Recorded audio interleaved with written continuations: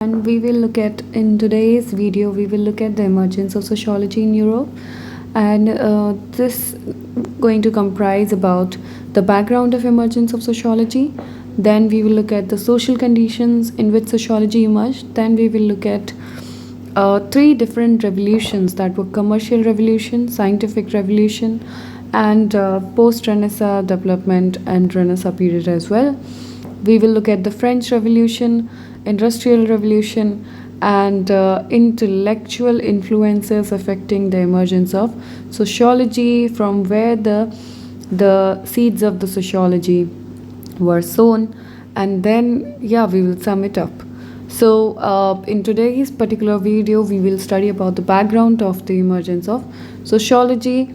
We'll look at the Enlightenment period and the structure changes in the European society. So let's just go deep dive into that. So our topic was the background of the emergence of sociology. Okay, so I'm gonna read it, and I'll explain it into you. I'll explain it to you. To understand the emergence of sociology in Europe, we need to appreciate the relationship between societies and the ideas. There is always a connection between the social condition of a period and the ideas which arise and are dominated in that period. Okay, here's they give you an example which is about the Indian national movement. When India was under the British Raj, India has to suffer all its ills of the colonialism, right? And Indians were economically exploited, politically bounded, socially humiliated, and culturally bereft. At the same time, the Indian middle class emerged, right, as a product of the economic policy of colonialism. They also had exposed to the liberal and radical European social thoughts, and they were therefore distributed by the by the exploitation of colonialism, and started writing, campaigning, and building up the movement to free India. Culture, theatre, songs, and literatures were pervaded by the spirit of freedom and the Premchand novels Karma Bhumi. It's a very important point that you guys can mention, which was serialized on the television in 1980s, depicted the changes of that time. Okay, so in this context, what we need to see is the emergence of sociology as a discipline. So I'll look at first of all at the Enlightenment period. The roots of the ideas developed by the early sociologists are grounded in the social condition that prevailed in Europe. The emergence of sociology as a scientific discipline can be traced to that of European history, which saw such tremendous social, political, economic changes as embodied in the French Revolution and Industrial Revolution. So what is trying to tell, and I'm going to explain it to you in Hindi as well. ये बोल रहा है कि early sociologist का जो proposal था, idea था sociology के लिए, वो कहाँ से निकल कर आया है? वो निकल कर आया है सोशल कंडीशंस जो उस टाइम यूरोप में थी. सोशोलॉजी का जब इमर्जेंस हुआ, या सोशोलॉजी का सोशोलॉजी जब डिसिप्लिन बना और साइंटिफिक डिसिप्लिन बना, तो इसको जब हम इसकी हिस्ट्री में जब हम झांक कर देखते हैं, तो हमें यूरोप की हिस्ट्री की अंदर बहुत सारे सोशल, पॉलिटिकल, इकोनॉमिक चेंजेस के बारे में जानने को मिलता है, जिस के अंदर हम French revolution and industrial revolution के बारे में भी जानते हैं. This period of change in European society is known as enlightenment period. ये जो समय था, ये जो काल था यूरोपियन समाज का, वो कहा जाता है एनलाइटनमेंट पीरियड. एनलाइटनमेंट का मतलब होता है पुनर्जागरण का काल. As it embodied the spirit of new awakening in the French philosopher of the 18th century. क्यों? क्योंकि उस समय में वो चेंजेस जो हो रहे थे, उन्होंने जो फ्रेंच फिलोसोफर थे, फ्रांस के जितने भी दार्शनिक थे, उन लोगों को जगाने का काम किया था. The Enlightenment period marked a radical change from traditional thinking of feudal Europe. Enlightenment period ने ही वो चेंज, यानी वो परिवर्तन लाया जिसमें हमें ट्रेडिशनल, यानी जो कि एकदम पुराने ख्यालों वाला जो यूरोप था, और जो फ्यूडल यूरोप था यानी जो सामंतवादी यूरोप था उसमें रेडिकल चेंजेस आए. It introduce the new way of thinking. उसने सोचने का एक नया नज़रिया दिया. लुकिंग एट द रियलिटी, देखने का एक नज़रिया नया दिया. Individual started questioning each and every aspect of life. Nothing was considered sacrosanct. From the church to the state to the authority of monarch. Now, what is a sacrosanct? It is, some words that cannot be questioned, that cannot be changed. मतलब वो पत्थर की लकीर बोलते हैं ना. That is the word used as sacrosanct. And individuals ने वही क्वेश्चन करना स्टार्ट कर दिया. उस पत्थर की लकीर को क्वेश्चन करना स्टार्ट कर दिया इन सारे चेंजेस के दौरान. The root of the ideas such as belief that both nature and society can be studied scientifically, that human beings are essentially rational, and that a society built on rational principle will make human being realize their infinite potential.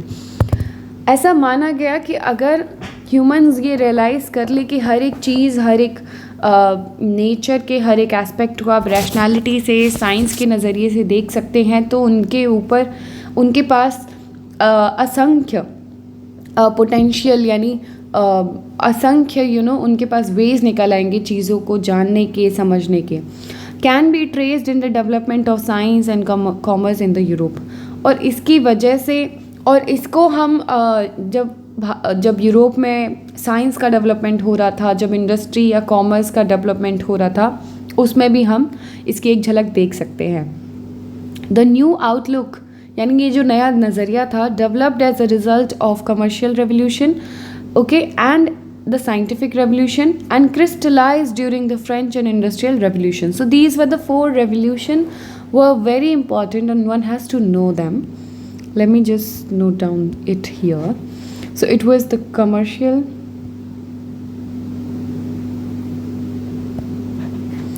and scientific. You have French Revolution and you have industrial, right? These were the 4 revolution one needs to look at when they gave birth to sociology. जब उन्होंने sociology को as a discipline की तरह birth दिया, right? So these all result into this. To understand the social change were taking place, we will look at other paragraph. The structure and changes in European society. Old Europe was traditional. Land was central to economic system. There were owners of the land and the feudal lords and the peasants who work on the land. So this was the land. ये land own किसी और के द्वारा किया जाता था, जिन्हें land owner बोलते थे. ओके, अब फ्यूडल लॉर्ड्स होते थे एंड इस लैंड पे काम करने वाले लैंड ओनर्स या स्लैश फ्यूडल लॉर्ड्स यानी सामंतवादी जो राजा होते थे. एंड उसके बाद यहाँ पे काम करने वाले होते थे पीजेंट्स, मजदूर, खेतीहार मजदूर, who worked on the land. The classes were distinct. ये दोनों क्लासेस एकदम अलग अलग थी, right? This was different class, this was a very different class. Clearly demarcated, बहुत अंतर था इन दोनों में. Religion formed the cornerstone of the society. The religious had decided what was moral, what was not. जो religion था, that was very important in the society. And religion के जो धर्म प्रचारक थे वही डिसाइड करते थे कि नैतिक क्या होगा, अनैतिक क्या होगा. Family and kinship यानी परिवार और नातेदारी were central to the lives of the people. Monarchy, Rajshahi, was firmly rooted in the society. The king was believed to be the divinely ordinate to the rule over his people. यानी king जो था, राजा जो था, उसको माना गया था कि ये डिवाइन है, इसी का ऑर्डर लोगों को मानना पड़ेगा, वही सर्वोपरि माना जाएगा. The Europe ushered in by the 2 revolution, the French and the industrial, challenged each and every central figure of old Europe. Classes were recognized, old classes were overthrown, new classes arose. Religion was questioned, religion lost its important position, family loyalties gave way to ideological commitments, the position of women changed, and finally monarchy was overthrown, democracy was heralded in. बोल रहे हैं कि जो Europe के दो revolutions थे, French और industrial revolution, उसने पूरे जो ओल्ड यूरोप के इस पूरे के पूरे सिस्टम को हिला के रख दिया। क्या क्या किया? क्लास को रिकॉग्नाइज़ किया, नए जो वर्ग बने उनको रिकॉग्नाइज़ किया, पुराने वर्गों को उठा के फेंक दिया, नए क्लासेस निकल के आए, धर्म को क्वेश्चन किया। Religion is it's most important position. Religion ने अपनी जो एक महत्वपूर्ण पोजीशन था उसको खो दिया। Families loyalties way to ideological commitment. अब जो विचारधारा पे जो परिवर्तन आ रहा है परिवारों के बीच में वो आया। वुमेन की पोजीशन बहुत चेंज हुई। मोनार्की को बाहर फेंका गया, यानी राजशाहियों को बाहर फेंका गया, एंड डेमोक्रेसी वाज हेराल्ड इन, तो डेमोक्रेसी को लाया गया। The central concept of the society were namely religion, community, power, wealth were all taking on new bearings and new implication। अब सबको नए नज़रिए से, नए रोल से, नए अथॉरिटी से देखा जाने लगा। The contrast between present and past seems stark। For the aristocrat threatened with the loss of the life and property, the present was terrifying। And जो ऊपर के वर्ग थे उनके लिए ये जो नया चेंज था वो टेरिफाइंग था। फॉर द पीजेंट, जो नीचे का वर्ग था, जो मजदूरों का वर्ग था, the present was intoxicating as it offer new opportunity and the power. मतलब वो इतना अच्छा वे में था उनके लिए, क्योंकि उनके लिए नई अपॉर्चुनिटी एंड नए अथॉरिटीज़ आने वाली थी। Okay, so now will move to the social condition in which sociology emerged. Sociology emerged as a distinct science in 19th century Europe. Europe then was passing through the periods of immense changes which had set it in with the French and Industrial Revolution. Indeed, sociology can be considered above all the sciences of the industrial society. But therefore, we go on to describe the salient points of the French Revolution and Industrial Revolution. Okay, so now we'll look at directly the Commercial Revolution. The commercial revolutions refers to the series of events between 1450 to approximately 1800. These events signaled to the shift from the largely substance to the stagnant economy of medieval Europe to the more dynamic and worldwide system. जो commercial revolution था, यानी जो व्यापार में एक क्रांति आई थी, वो 1450 से लेकर अप्रॉक्सीमेटली 1800 तक थी।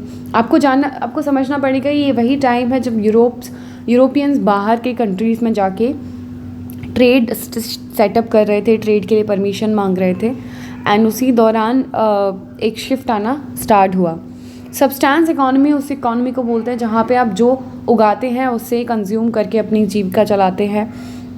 The commercial revolution in the sense signified the expansion of trade and commerce that took place from the 15th century onwards. It was of such large scale and organized manner that we call it revolution. वो इतने बड़े स्तर पे हुआ कि हम उसे एक revolution कह सकते हैं। This expansion was the result of initiative taken by European countries to develop and consolidate their economic and political power. And ये यूरोप के लेवल पे था, यानी पूरे के पूरे कॉन्टिनेंटल लेवल पे था, जिसमें उन्होंने अपने ट्रेड का एक्सपेंशन किया था। दीज कंट्रीज़, यानी पोर्टुगीज़ हमारे आए थे, Spanish, Holland, Dutches and Danes and England, यानी इंग्लिश पीपल भी सब जगह जा रहे थे अपने कॉमर्स को, ट्रेड को सेटअप करने। Now what are the important aspect of the commercial revolution? Like overseas discoveries, Vasco da Gama and Columbus, they went, Vasco da Gama came to India and Columbus went to America. Europe's trade with the oriental and eastern countries like India and China was transcended by land route. The northern Italian, route के through तो Europe से trade होता ही था, India and China का। The sea route was also discovered. The northern Italian cities of Venice and Genoa were the major centers of the trade. The result of the Italian monopoly was that the price of goods like spices and silk imported from the east were extremely high. अब सभी को पता है जो चीज़ें import करके लाई गई थी उनको यूरोप में बहुत ही हायर प्राइस पर बेचा जाता था, जिसकी वजह से लोगों को भी लगा कि उन्हें भी ट्रेड स्टार्ट करना चाहिए, क्योंकि सभी उस प्रॉफिट को कमाना चाहते थे। Portugal and Spain therefore wanted to discover the route to the Orient and would be independent of Italian control. Then they begin shift from land to the sea route. The Portuguese were the pioneers of the adventurous navigation and exploration, and you probably know the historic voyages of the Vasco da Gama, who in 1898 landed on the Indian coast and having sailed around the southern tip of Africa. Africa के trip से होते हुए वो India आए थे, Vasco D gamma. We all know Christopher Columbus, an Italian under the patronage of Spanish king and queen, set sail for India. However, he landed on the shores of the Northern America.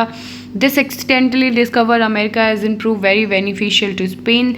It lays the foundation of what was become the Spanish Empire in the America. So these two discoveries were very important, and it is very important that how Europeans were very adventurous.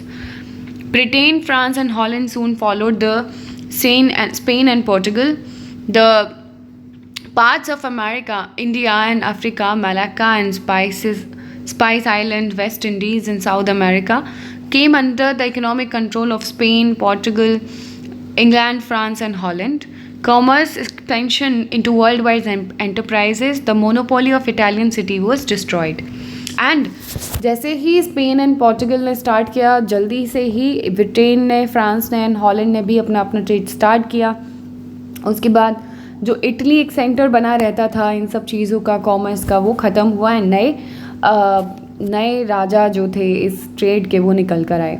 European markets were flooded with new commodities, spices, textile from the east, tobacco from North America, cocoa and chocolate, and quinine from Southern America, ivory, and above all, human slaves from Africa. With the discovery of Americas, the range of trade widened, क्योंकि India से, Asia से land के through trade होता ही रहता था, but जैसे ही अमेरिका की डिस्कवरी हुई, ट्रेड में जो चीज़ें थी वो बढ़ गई. Formerly the items shot forward spices and cloth and leather, and later the gold and the silver were also added to the list. As the commercial revolution progressed, the position of Portuguese and Spain declined. England, Holland, and France come as a dominant European to the world. Now, next is expansion of banking, but I'll look at it in a different video. Thank you and have a wonderful day. We will keep continuing this series, and yeah, please like, share, and subscribe to my channel.